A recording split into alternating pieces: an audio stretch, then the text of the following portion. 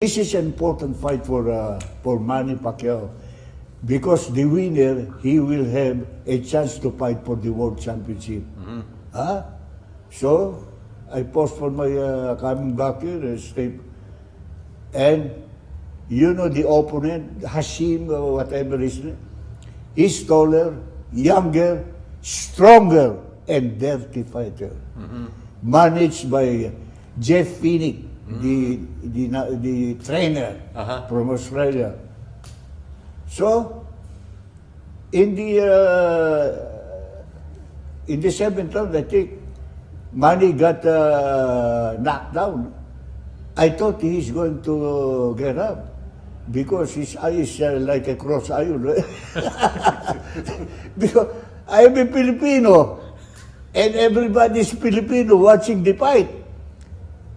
So I prolonged the count. You know, I know how to do it. And when he get up, I still am. Hey, are you okay? And that's prolonging the fight. Are you okay? Okay, fight. And then, Phoenix. He twirls his opponent around so that he has an advantage. Tinamaan yun! That was a punch! Bumagsak si Manny! Ayan, bumagsak po si Manny Pacquiao here in round number 4. Naku, delikado dito si Manny. Delikado dito si Manny. Ayan, tinatanong ng Carlos Padilla. Mukhang hilo pa. Hilo si Manny Pacquiao. Hilo si Manny. The Hilo Hickson ito. ladies coming in. Maaga po sa round number 4. He was not trained by Freddie Roach yet. He holds for his dear life. And the guy pushed him. He went down again. I said, hey, to the opponent, you don't do that. You know, prolonging, you don't do that. Huh? That's what. Okay, judges, get action. Get action. You know, Manny is still groggy. Kaibigan, Hinahabol nila yun. Oh, good right by Hussein. Hilo pa rin si Manny Pacquiao. dapat tumawak muna si Manny. Yan, lumayakap si Manny Pacquiao. Pero nire-rest rin siya nitong si Nadel Hussein. At sila gamitin ng siko. Ito, siko. Yung siko. And Nadal Hussein throwing an elbow and a forearm. One-point Hussein deduction. has now been given a 1-point deduction. Nagreklamo si Jeff Phoenix. Padilla. A deduction, a 1-point deduction has been slapped by Padilla. At ito na. He batted the other guy. That's a cut.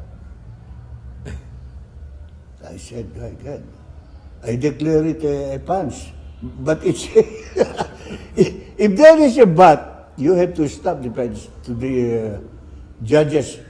Headbutt. That's a point deduction. But if you don't do that, the fight continues, meaning to say it's a good, clean punch.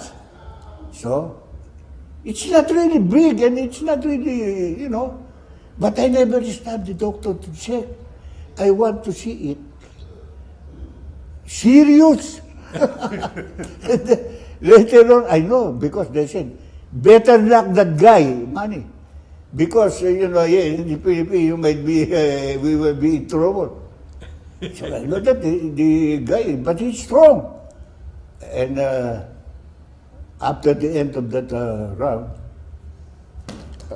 I told the doctor physician, because he's on my left, and this is the neutral color, and I took the guy who got the cut.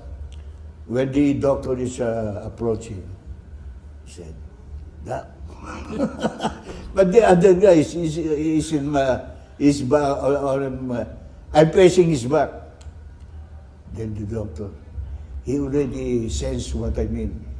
He climbed out.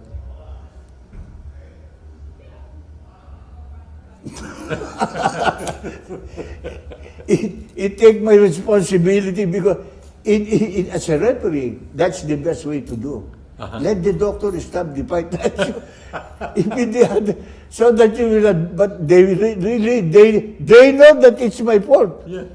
My God, they want to the corner of the guy. And he's getting bothered by it. Partner, Carlos Padilla, hindi niya tinatawag yung ringside position. Bakit niya? Ayun, yun. Tatawagin na ni referee Padilla yung doktor. Itatawag na ngayon ang ringside position sa wakas. Tinawag ni Carlos Padilla. When it looks bad, baka itigil na ito ng referee. Tinitingnan ni Dr. Nasser Cruz, baka itigil na ito. Malaki na daw yung sugat. Oh, ayaw. That's it. Sabi, hindi na raw pwede. Tinigil na. Tinigil. Tinigil na. Tinigil.